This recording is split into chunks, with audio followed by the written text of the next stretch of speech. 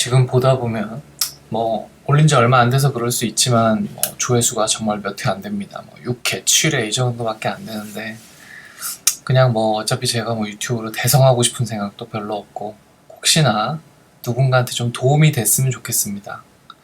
이제 과목들 하나하나 좀 볼게요. 언어 영역. 저 때는 저한테는 최소한 가장 어려운 과목이었어요. 어떻게 보면 답이 잘 없는 것 같다. 뭐 누가 생각하면 A란 답일 일 수도 있고 누가 생각하면 또 B라고 생각할 수도 있기 때문에 저한테 굉장히 어려운 과목이었습니다. 근데 문제는 이게 나이가 좀 들면은 공부를 별로 안 해도 자연스럽게 답이 들어온다고 하더라고요. 그때 사수인가 오수한 형이 얘기를 해줬는데 그냥 언어 같은 경우에 나이가 들면 점점 그냥 공부를 안 해도 답을 알 수 있다. 이런 식으로 얘기를 하더라고요. 그래서 나이가 들면 점점 유리해지는 과목이구나 그냥 그렇게 생각하고 있습니다. 저는 언어적인 머리 떨어지기 때문에. 그래서 언어를 어차피 점수는 잘 받아야 되고 그러니까 그쪽에 포커싱을 해가지고 점수만 따자 이쪽에 포커싱을 해가지고 저는 3년 동안 고등학교 때 공부를 했었고 우선은 현대소설이나 시를 봐야 되는데 현대소설은 보는데 지금 시간이 많이 걸리기 때문에 시간을 따로 내서 하기가 쉽지 않아요. 그래서 수학이나 영어 같은 거 하다가 잘 안 되는 날이 있어요. 공부 되게 하기 싫은 날. 그런 날 현대소설 보는 거죠. 30분, 1시간 이렇게. 그러면은 어차피 다른 날에 시간 내서 보면 어차피 재미도 없는데 수학, 영어보다는 현대소설이 재밌어요. 그러니까 머리 아프고 공부하기 싫을 때 이런 거 좀 봐주고 그 다음에 이제 문제집을 고3 때 많이 풀면서 언어 영역 같은 경우에는 답지 해설을 내 생각의 흐름과 최대한 맞추도록 노력을 했어요. 내가 생각하는 방법을 답지에다가 최대한 맞추는 거죠. 그래서 어떻게든 답을 맞추는 방식을 머릿속에 계속 각인을 시키는 거예요. 그런 식으로 내 생각을 수능 답에 맞춘다. 이런 마음으로 공부를 했던 것 같습니다.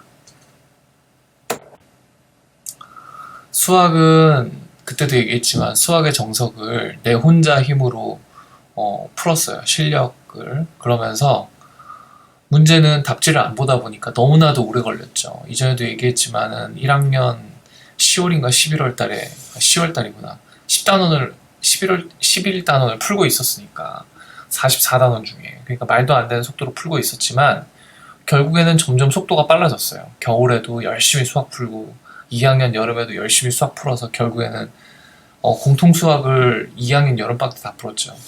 그러면은 수원 수투는 제가 알기로는 공통보다는 문제가 좀 더 쉬운 걸로 알고 있어요. 왜냐면 이론 자체가 어려워서 문제 자체는 좀 더 쉽고 근데 어느 순간 속도도 붙었지만 머리가 좋아졌어요. 아마 이 속도가 붙은 이유가 머리가 좋아진 것 때문인 것 같은데 어느 순간 60점대 정도, 80점 만점에 60점 정도 되던 수학이 2학년 말쯤에는 그냥 웬만하면 만점을 받을 정도로 올라가요. 그게 이제 수학의 정석을 다 풀었기 때문이 아니라 그러니까 기본적인 이론은 알고 있고 머리가 좋아진 것 같아요. 문제 푸는 방식에 대해서 훨씬 수월하게 답을 찾는 과정으로 가더라고요. 왜냐하면 수학은 푸는 방법이 굉장히 다양하거든요. 한 가지 문제 풀이 방법만 있다고 생각하면 절대 안 되는 분야예요. 그리고 어쨌든 그 답만 알아내면 되기 때문에 그 답으로 가는 길은 굉장히 많다. 그리고 그거를 해결하는 능력이 문제 해결 능력인데 이 수학 공부를 하면서 그게 되게 좋아졌던 것 같아요. 그래서 점점 수학은 워낙 많은 시간을 투자했기 때문에 제가 생각하기에 고등학교 3년 동안 한 절반 정도의 시간을 수학에다가 투자했다고 생각하는데 그 결과 만점을 받았죠. 물론 이제 처음에 생각했던 대로 수학이 굉장히 어려울 걸 대비해서 열심히 했는데 그거에 비하면 너무 쉬워져가지고 솔직히 저는 좀 손해였죠. 수학에다 어마어마하게 투자했는데 그거에 비해서 생각보다 문제가 너무 쉬워져서 남들하고 차별점을 둘 수 없었어요. 그래서 어떻게 보면 전략의 실패죠. 그렇지만 뭐 지금 생각해 본다면 상당히 머리도 이게 문제 해결 능력이 좋아져서 굉장히 남는 장사가 아닌가 생각하고 있습니다. 사탐, 과탐은 2학년 때까지 계속 120점 만점에 90점, 잘 나오면 105점 뭐 이렇게 나왔던 것 같아요. 그래서 계속 2학년 때까지 계속 그랬고 2학년 겨울방학 때 문제집을 엄청 풀면서 예습 복습 이런 식으로 하면서 한 3개월 만에 거의 완성을 했어요. 거의 만점으로 됐었고 중요한 거는 항상 수업을 열심히 듣고 완전히 이해를 한다.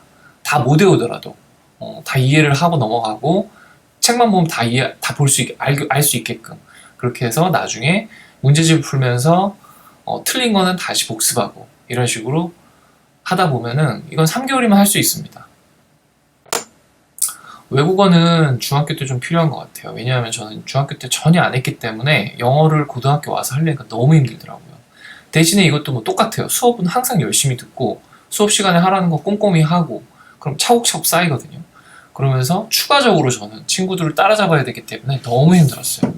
제 생각에는 단어를 잘 외우고 꼼꼼한 독해, 그러니까 독해도 대충 단어끼리 이어붙여가지고 독해하는 게 아니라 문장의 구조를 알면서 꼼꼼하게 이해를 하는 것이 굉장히 중요하고, 그럼에도 불구하고 저는 지금도 영어를 싫어하고 잘 못합니다. 고등학교 3학년 때 보통 문제집을 많이 푸는 것 같아요. 지금도 그러겠죠. 아마 수능 치는 사람들 아마 그럴 것 같아요. 근데 이 시간을 다들 낭비하는 것 같아요. 제 생각에는 이 시간을 잘 쓰면 어마어마하게 이점이 있습니다. 제가 처음에도 얘기했지만 시간은 모두에게 되게 평등한 자원이에요. 평등하게 주어지는. 그렇기 때문에 이거를 잘 이용하는 사람과 못하는 사람이 어마어마하게 차이가 나는데, 고등학교 3학년 때는 이 시간을 잘 이용하는 게 좋다. 어떻게 이용하냐? 예습과 복습을 하는 건데 이 과정에서 굉장히 인내심이 필요합니다. 왜냐하면 이 방법이 남들 보기에는 되게 비효율적으로 보이거든요. 저는 이제 수업 시간에 문제집을 푸는 시간을 최대한 활용을 하자. 이걸 완전히 흡수하기 위해서. 보통은 이제 수업 시간에 쭉 흘려 듣죠. 선생님 거. 그리고 그 문제집 안 보죠. 그러다 보면 그 문제집은 아무런 소용도 없고 돈 낭비에다가 시간 낭비가 돼요. 하루에 6시간에서 8시간 학교에 있잖아요. 요새 몇 시간인지 모르겠지만 6시간 있겠죠, 최소한.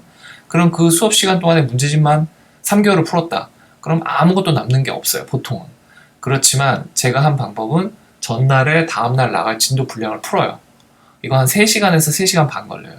그리고 다음날 수업을 듣죠. 문제집 쭉 풀죠. 그럼 나는 어제 풀었던 거에서 내가 못 풀었던 문제가 있어요. 내가 틀렸던 문제. 채점은 했으니까 문제 풀고 나서 채점을 해요. 답 자세하게 보지 말고 채점 하다 보면 이건 틀렸네, 이건 맞았네, 이렇게 쭉쭉쭉 보다 보면은 이거 왜 틀렸지, 막 이런 생각이 든다고. 그러면 이제 수업 시간에 수업을 들으면서 선생님이 해설을 해주다 보면 내가 저거는 저렇게 생각을 해야 되는구나. 내가 생각을 저렇게 흐름을 저런 식으로 해야 내가 수능을 맞출 수 있구나. 이러면서 내 생각과 선생님의 수업과 하나를 이렇게 일치를 시켜가요, 점점. 그리고 수업 끝나고 나서 30분 정도 복습해요. 30분이면 그날 하루 한 거 다 볼 수 있어요. 쭉쭉쭉쭉 보니까 문제 쭉 읽고 답 어떻게 됐나 보고 하다 보면은 수업 시간에 열심히 문제집을, 선생님 수업을 잘 들었다면 문제집에 대해서, 그러면 30분이면 할 수 있습니다. 그럼 한 4시간 걸려요. 그런데 이게 굉장히 초조하죠. 남들은 학원 다니고 뭐 하고 하는데 난 이거밖에 안 해. 근데 이거 하면요, 한 3개월에서 6개월 하면 사탕 과탐 일단 다 띄고, 물론 사탕 과탐만 3개월 하는 게 아니라 다른 거 하면서 이거 하는데도 불구하고 3개월에서 6개월이면 다 떼어요. 완전히 쫙 올라가요, 수업 그 수준이. 그리고 국어도 이렇게 하면 굉장히 효과 좋고요. 수학이랑 영어는 이렇게 하면 안 됩니다. 수학이랑 영어는 그냥 실력을 쌓아야 돼요. 그냥 문제집 푼다고 올라가는 실력이 아니에요. 특히 수학은 그래요. 수학은 그냥 공부 열심히 할 수밖에 없다. 그러다 보니까 단점은 학원을 못 갈 수 있다. 그러니까 자기가 잘 계산을 해야 된다. 근데 뭐 처음부터 말씀드렸지만 이거는 학원을 갈 수 없는 사람들한테 도움을 주려는 거고, 저는 학원 안 가봤으니까 왠지 좋을 것 같아요. 그러니까 뭐 학원 가는 사람들은 알아서 가고, 학원을 못 갈 만한 사람한테 길을 알려주는 거예요. 그리고 또 한 가지 제가 되게 중요시 여기는 건데, 문제집을 굉장히 많이 푸는 사람이 있어요.